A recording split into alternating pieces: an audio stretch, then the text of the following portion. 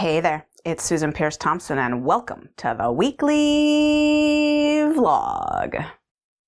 So I just learned something and I'm so excited to share it with you because I think it really relates to our Brightline eating journeys in a couple of really significant ways. One is a really good tool that you're going to be able to use as a new yardstick for how you're doing in your program. I think you'll find this a really cute angle on that.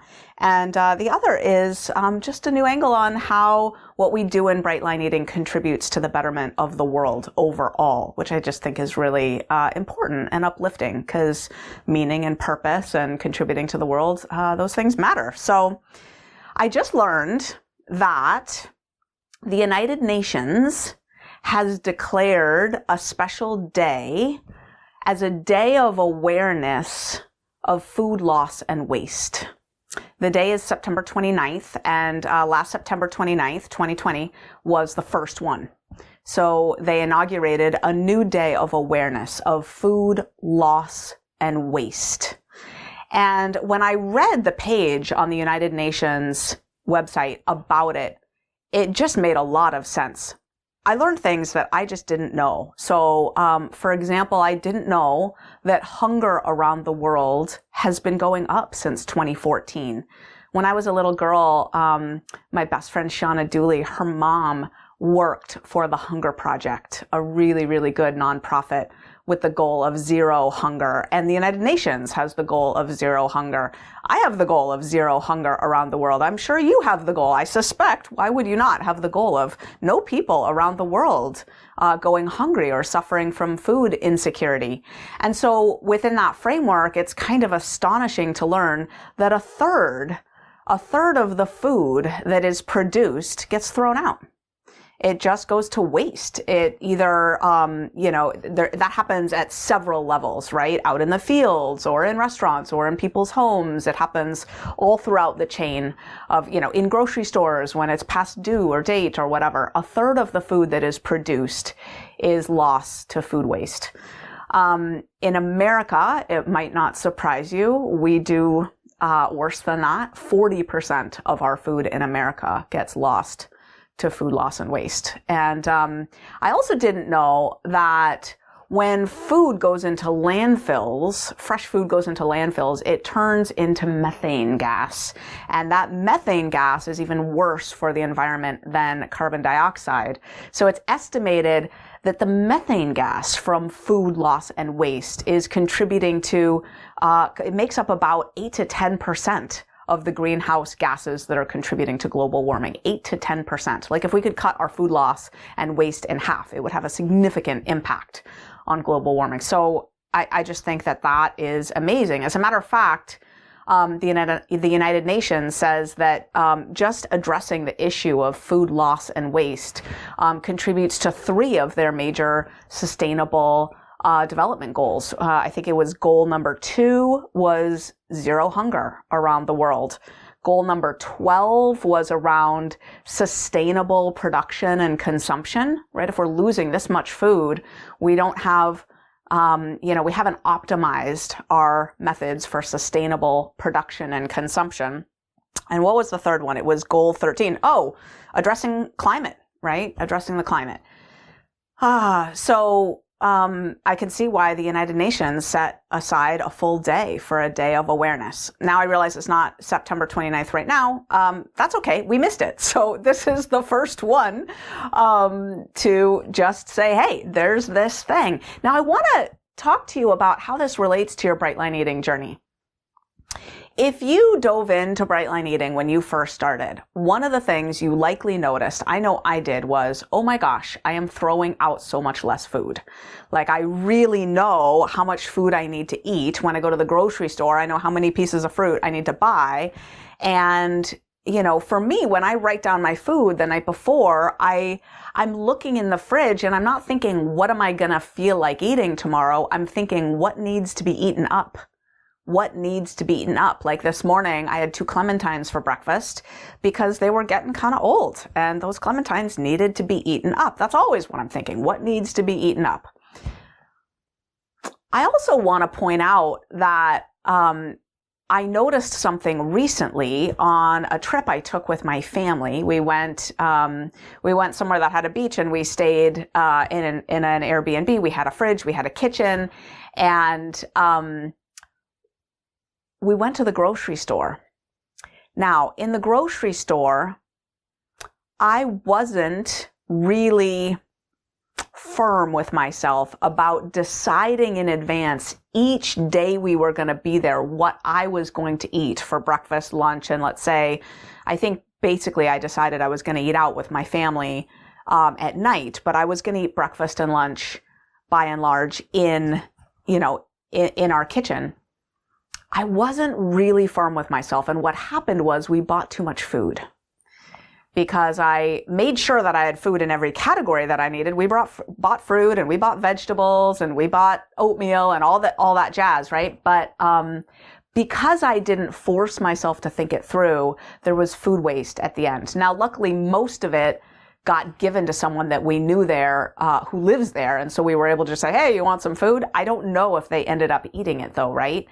So what I want to propose to you, and I'm just realizing this myself, is that the amount of food that I am wasting, that I am throwing out. Now, I don't mean like a sliver of, I'm weighing my 6 ounces of something and there's like half an ounce left and I toss it in the garbage. That's not, I'm talking about taking, a whole thing of vegetables that have gone slimy and throwing the whole thing in the trash, right? Like massive food waste, taking a whole container of leftovers that I never got around to eating and throwing the whole thing in the trash. That kind of massive food waste.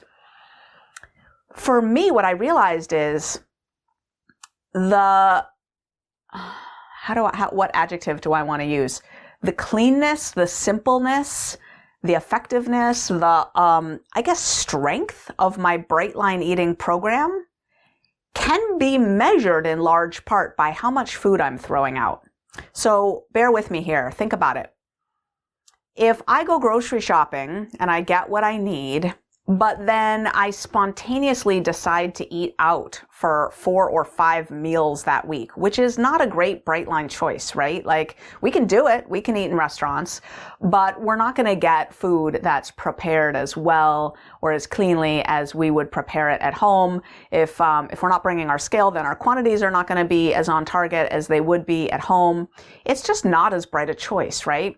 And if I spontaneously go out to eat a bunch, it's likely I've got food at home that is now slowly rotting in my fridge and I'm going to have to throw it out. Does that make sense?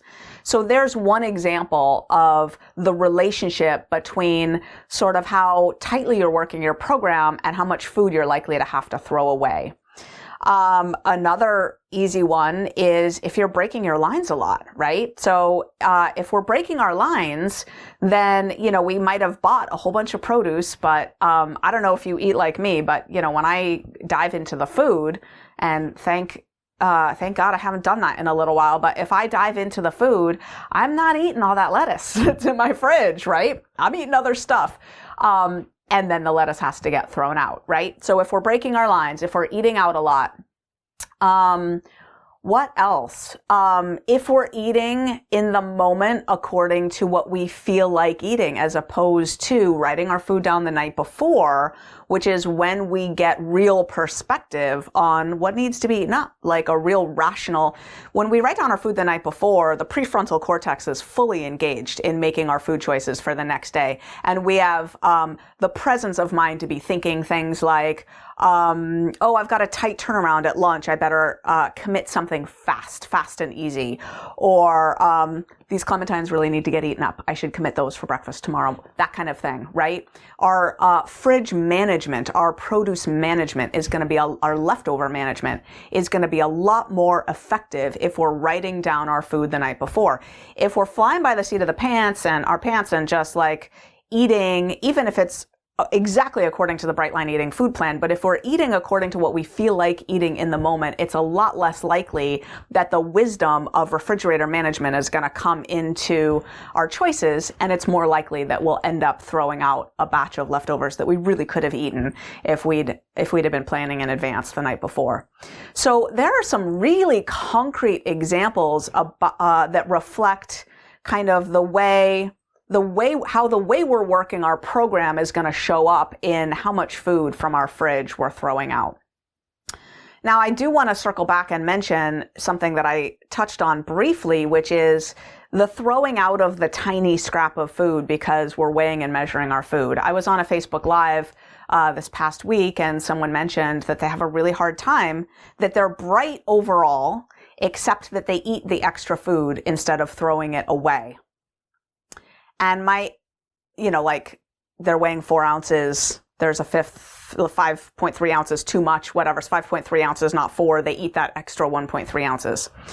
And what I said to her was, why are you treating your body like it's a garbage can? I love this analogy, but when you cut wrapping paper, and there's a sliver, you don't hesitate to ball it up and throw it in the trash. It's just a little bit. It's like, just a few percent of the whole wrapping paper. We're not talking about throwing out 40% of the wrapping paper. And when we talk about a sliver, we're not talking about throwing out 40% of the food. We're talking about, if it's 40%, it's good leftovers. Put it in the fridge. You'll combine it with something else at a meal tomorrow. But if it's just a sliver, if it's just a scrap, go ahead and throw it in the trash. Like, if you really think about it, once in a blue moon throwing out a scrap of food, if that's the only food you're wasting, you're coming in so far under that national average, it's redonkulous, like really, really far under. So I'm still actually an advocate of throwing out the tiny scrap. Sometimes I'll save the tiny scrap because I personally love leftovers, and I'm really happy to combine scraps of this and that and have that make up a protein serving or a vegetable serving. I do that all the time. Leftover cooked vegetables can always be added to a salad. So really there's no need to throw away leftover cooked vegetables pretty much ever. But yeah, I'm certainly more in favor of throwing out a tiny scrap of food than putting it in your mouth and breaking your integrity to yourself. No need to treat yourself like a trash can. But yeah, food waste, such an interesting topic. And now I will be aware, December 29th is a great date, the International Day of Awareness of Food Loss and Waste. And just one more way that when we do Brightline Eating, we are significantly contributing to making the world a better place. I know that when I started doing Brightline Eating, my food loss and waste was reduced dramatically. And I know that as a food addict, as an active food addict, I was contributing more than my share to that food loss and waste. I was throwing out more than 40% of the groceries that I was buying. What I was eating was a bunch of junk food, a bunch of sugar and flour, and my notions when I was in the grocery store that I would eat something healthy, they rarely materialized by the time that I got home. And heads of lettuce that I bought almost always got thrown out. And today I eat my lettuce. I eat all my lettuce. Thank you very much. And so there's just been a complete 180 since I started doing Brightline Eating in terms of the quantity of food that I'm throwing out. And I feel really good about that, having read about this huge international need for us to stop wasting so much food. So we're contributing to the solution around here, left, right, and center, all over the place. We contribute to the solution. So grateful to be on this journey with you. And that's the weekly vlog. I'll see you next week.